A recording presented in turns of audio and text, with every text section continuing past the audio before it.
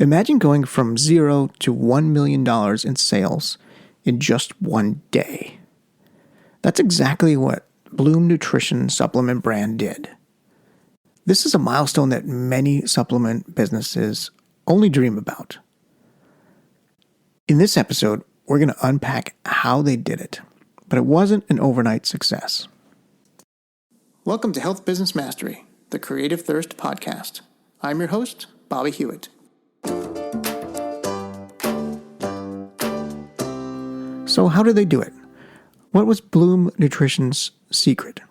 Well, it really wasn't any secret. The too long to listen version is they had the right marketing, they had the perfect product platform fit in which they were marketing on, and they had the really benefit of really good timing. Plus, and this is a big one, they put in a lot of time before hitting that $1 million day. There are 5 key strategies that they used to make this possible. We're going to get into all 5. We're going to unpack them in this episode. But first, we're going to talk about the product. Now, did they do this with a brand new product, a brand new category? Absolutely not.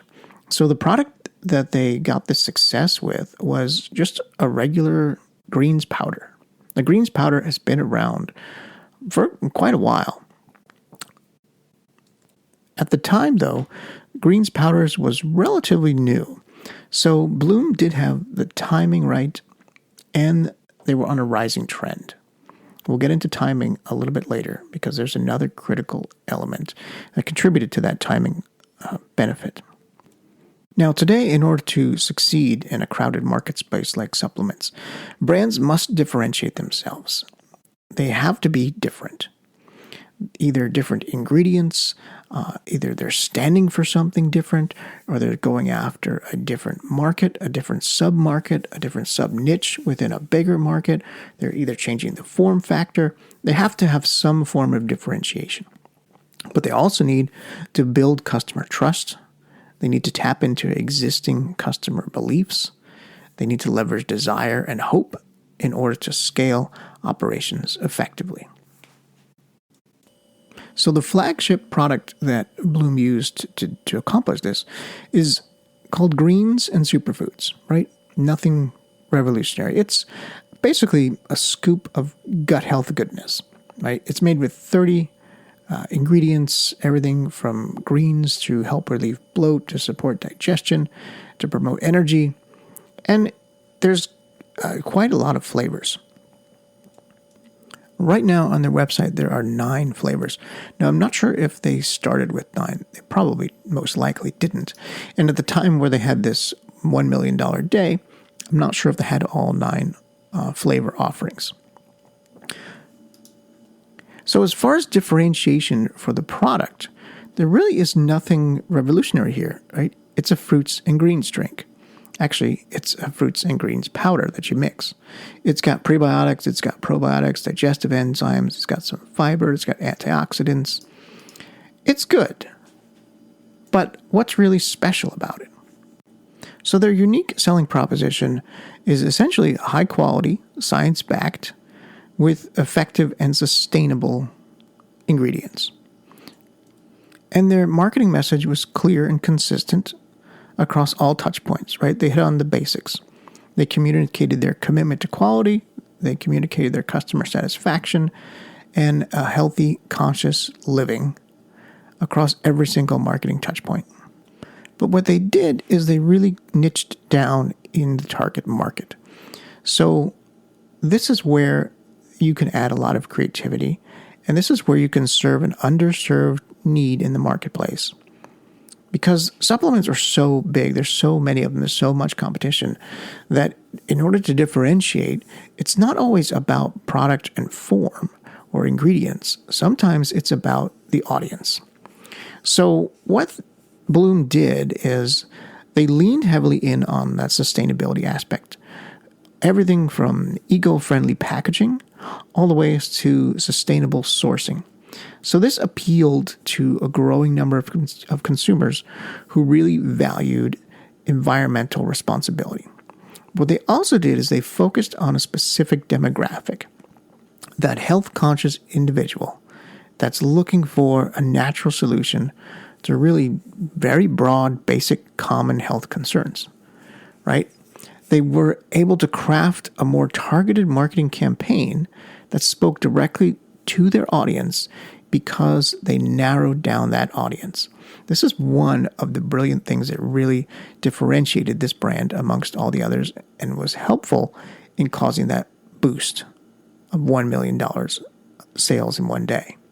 So besides their flagship greens product, they also have beauty and wellness products, also a mix, powder mix. They have some fitness products, also a powder mix. They deal with sticks, so individual packs, right? This is all a basic form factor that we've all heard and seen before.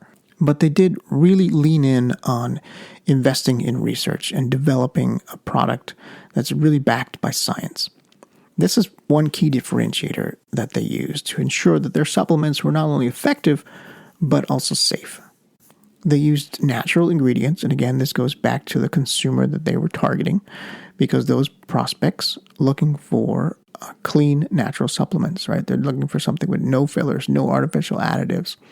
The brand built trust among health-conscious consumers by just clean. That was a major element.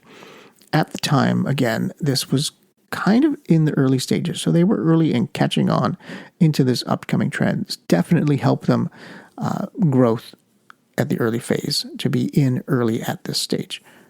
Because right now, although clean is important, those are table stakes when it comes to supplements. Now, the other thing they leaned in on, again, going back to the customer, are their pain points. They really addressed the customer pain points. Instead of offering generic products, the brand identified and solved specific health concerns around their target, right? Whether it was a supplement for gut health or energy or beauty, each product in their line really served a purpose that resonated with their target audience. Okay, so that's the first of 5 key strategies that they used to generate this success. Niching down to a sub-market and really serving and understanding that market. That's critical. Now, let's talk about traffic. Getting traffic to your offer is crucial. Without traffic, no one can buy. No one can see your product, and you're not going to be able to convince them to buy if they're not coming to your store, to your landing page. So what did Bloom do? Bloom really leaned in on a foundation that they had spent 6 years building before this $1 million day even happened. So they put in the work. It's another one of those, took 10 years for an overnight success story. You're not going to just launch a supplement brand and immediately have a $1 million day or even have a $1 million year the first year out. So Bloom's co-founder was planting the seeds and doing the legwork every single day, building content and building an audience on social media for 6 years. Think about that. 6 years. So she built Instagram, she built YouTube, she really built up credibility just by posting content consistently year after year after year. And this built trust not only in her, but in the brand when the brand was formed later. And it's really important to really drive this home, right? She put in the content. She put in the reps to get really good at the content before she was getting traction, before hitting that $1 million day. So she had an underutilized asset that she built and leveraged that in order to have that growth, right? She leveraged user-generated content. So instead of relying solely on traditional advertising, what Bloom did is they encouraged customers to share their experience on social media. That created a snowball effect with real customers becoming brand advocates and amplifying the brand's message.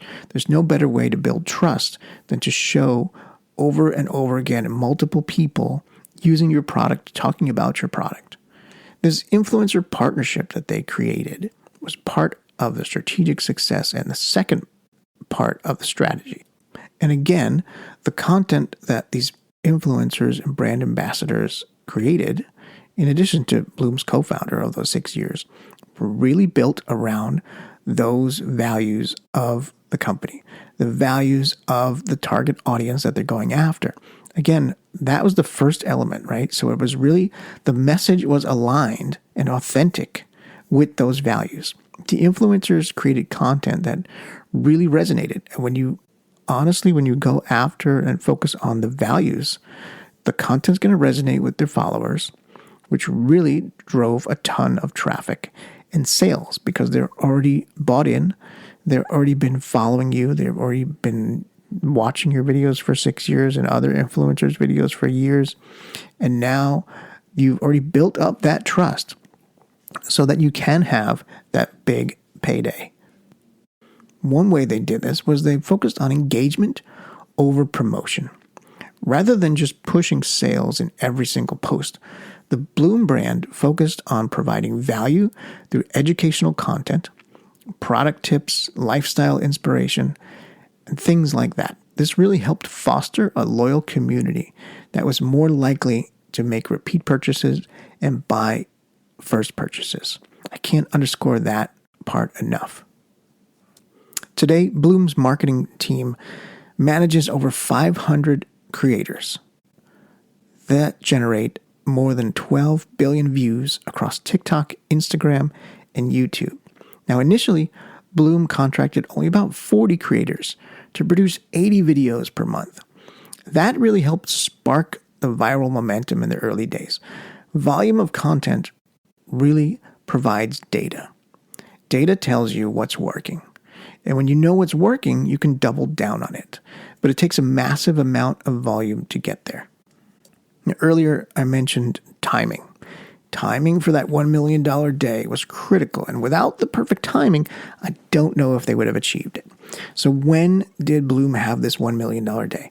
That was back during the pandemic. It was a very different time, right? A lot of people were home. Everybody was home with all nothing to do. Everybody's looking online, scrolling, consuming more content, looking to buy something to make themselves feel better, to make their health better. So it had the perfect time of this going for it, right? That really surged demand. The flagship product really skyrocketed during this period of the pandemic. Demand for greens category in and of itself was really through the roof. It was at like 280 million for the entire category in the market by 2021, so a year after the pandemic. So it really had a lot of momentum built up and push behind it that really has nothing to do with anything really that the brand did. They just took advantage of this timing. They probably didn't even take advantage. It probably wasn't even a strategic move because the pandemic just caught everybody by surprise. It really was luck.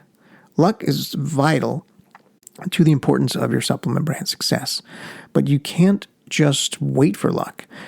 Remember, six years of posting content, that's a long time. So if you're posting content for that long, building that audience, building that trust, luck is going to happen along the way. You're just going to be there when it does. Now, is influencer marketing the way to go today, in today's marketplace, 2025? Maybe, maybe not. It is a lot more competitive, but I think there's a good lesson here from Bloom in really focusing on that audience, really seeing what that underserved trend is. For Bloom, it was clean ingredients. Now that's commonplace. Okay, that's done. We can't use that. But there's that next trend. There's that next group of influencers, that next group that's underserved in the marketplace. It's likely not in the ingredients, although it could be, but it's easier to identify a group of people, a sub-market that's underserved that you can just help grow that community. So what else did they do? Let's look at another one. Let's look at another key strategy they used. The third key strategy was conversion-focused marketing. This is absolutely critical, and this is what I work with my supplement clients every day, all day. Digital marketing is a big role in this brand success, right? The right marketing strategy not only attracted new customers, but it also helped them retain them over time. So how did they do it? Well, they leveraged three things. They leveraged data-driven campaigns, they leveraged conversion rate optimization, and they leveraged email marketing. So let's look at each one. So data-driven campaigns. Everybody's using data-driven campaigns. Of course, all campaigns are data-driven, right? The brand utilized data to understand really consumer behavior, understand their purchasing patterns. This allowed them to tailor their marketing efforts to different segments of their audience. Are you seeing the trend here? Getting down to sub-niches of sub-niches. Now, there's a lot of data that you can use. You can put heat map tracking on your site. You can see where people are clicking, where they're scrolling, where they're not clicking, how long they're spending in certain areas, how far they're scrolling, and where they stop scrolling. This is all the data that they used to optimize, and the data that I use to optimize supplement brands each and every day. But it's not just that. There's conversion rate optimization, right? This is a focus on optimizing the website for conversions by testing and improving the messaging and the offer. The more the brand significantly resonates with their audience, the more sales you'll have. Getting back to those four key pillars of how people buy supplements: trust, belief, desire, and hope, and really crafting the right optimization metrics and the right optimization tests to tap into the psychology of those four areas. The third and final area that Bloom leveraged was email marketing. So they put together a series of automated email sequences to help nurture leads and convert them into paying customers. This, again, is table stakes, right? But aligning that, doing the right nurture campaign with those four elements: trust, belief, desire, hope, and the right psychology of that buying mind of the supplement customer is critical here. It's not just a bunch of email promo sales. With personalized offers and content and email campaigns, you have to foster stronger connections with their audience. That's what's really going to get you beyond, what's really going to differentiate you in the marketplace today. And again, email marketing is something that I also work with my supplement clients one-on-one with.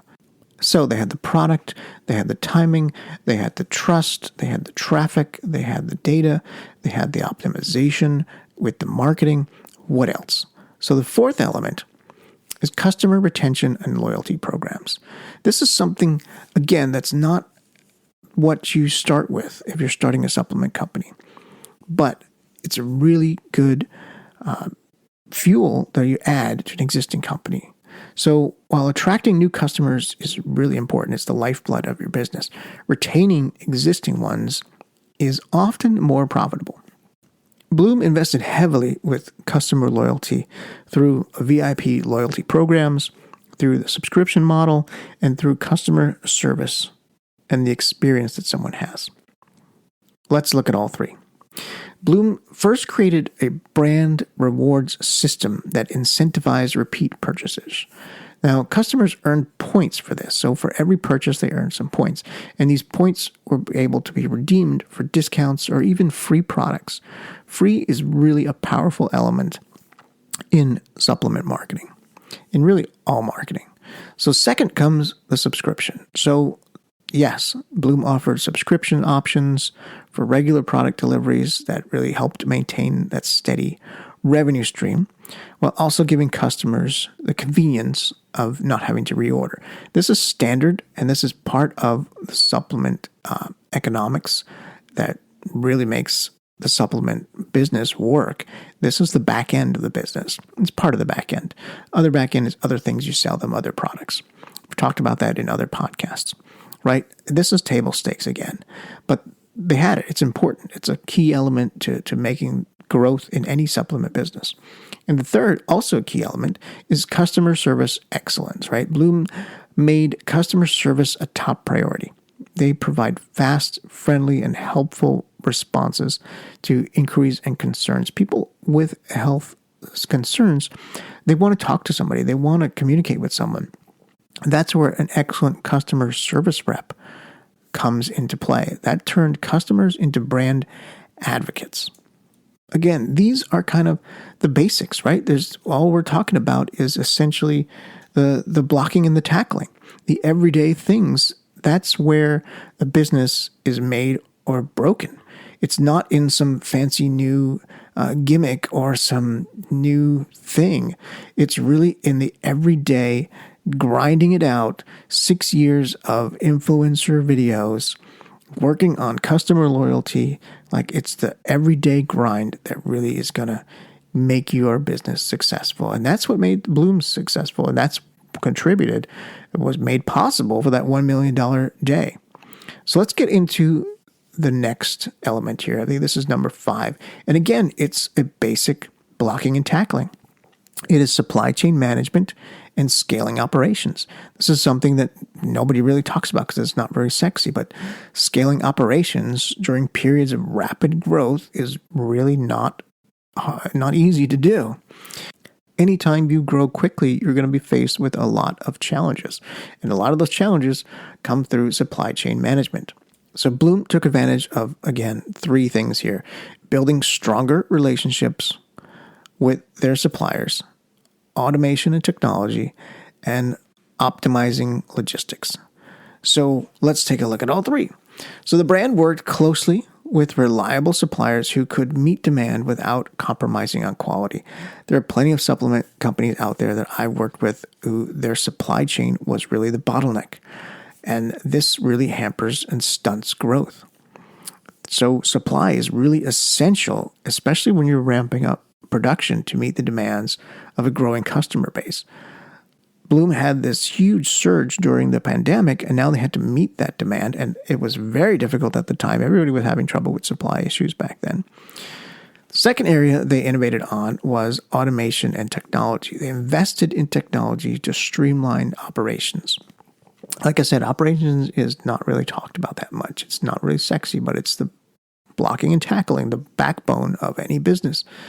This includes everything from automating inventory management to order fulfillment systems, all the way to how technology plays a role in ensure that your brand can scale smoothly. As sales grew, Bloom focused on optimizing its shipping and logistics. Fast, reliable delivery was a major factor in keeping customers satisfied, especially during that pandemic period.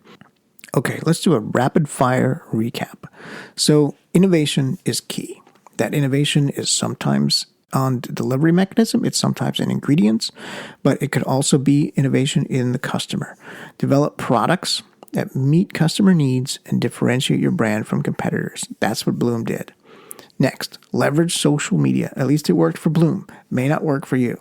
They built a community around their brand and engaged with influencers and encouraged user-generated content. Again, they put in the legwork. They put in 6 years of content before this really popped for them. Now, next, invest in customer retention. Bloom focused on creating loyalty programs and subscription options and exceptional customer service. They really scaled smartly. They implemented efficient supply chain management and technology to handle rapid growth without really sacrificing quality. Of course, this came at a cost of money and a cost of people in order to make this possible. Again, this is not somewhere where you start. This is somewhere that you get to. Bloom also had the perfect product platform fit.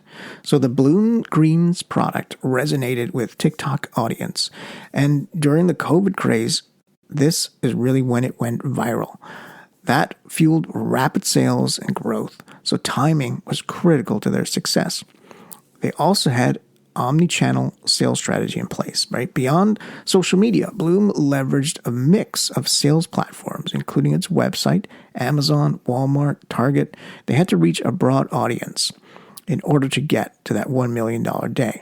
Anytime you have a massive volume reach, people are going to seek you out and they're going to look on other platforms to see if you're legit. So anytime you have a surge on TikTok, for example, if you do a big TikTok push and you get all of your influencers to coordinate the same marketing message in a very short span of time, or you ramp up advertising spend, people are going to be driven to your website, your landing page, your offer, but they're also going to go to Amazon. They're also going to go to Walmart. They're going to see if they can get that cheaper. They're going to see if they can get it without for free shipping. They're going to see if they can get it faster delivery. You're going to have a lift in everything else when that happens. Again, this is not somewhere you start. You may not even start on Amazon. You may just start on one platform, one traffic source. But this is part of how Bloom built up to their success and part of what you have to think about to build to your success. Now, the early days are going to be very different than the picture we just painted here, right? In the early days of Bloom, they really emphasized simplicity in their business model, and so should you. They focused on a single product. That is one single hero product and one single direct messaging for that product, one single audience for that product. I can't overstate the importance of focusing on one hero product to grow any supplement business, especially at the early stage of growth. Bloom's success story offers valuable insights into what it takes to really achieve explosive growth in a competitive industry. For aspiring entrepreneurs, the key is to stay focused on innovation, quality, and customer satisfaction while adapting to marketing demands and continuing to refine your message, optimize your offer, and optimize the psychology behind selling supplements. If you need any help with that, reach out. You can email me anytime at Bobby, BOBBY, at creativethirst.com. Or you can go directly to my website, creativethirst.com, and see if we're a good fit. Creative Thirst is a direct response digital agency.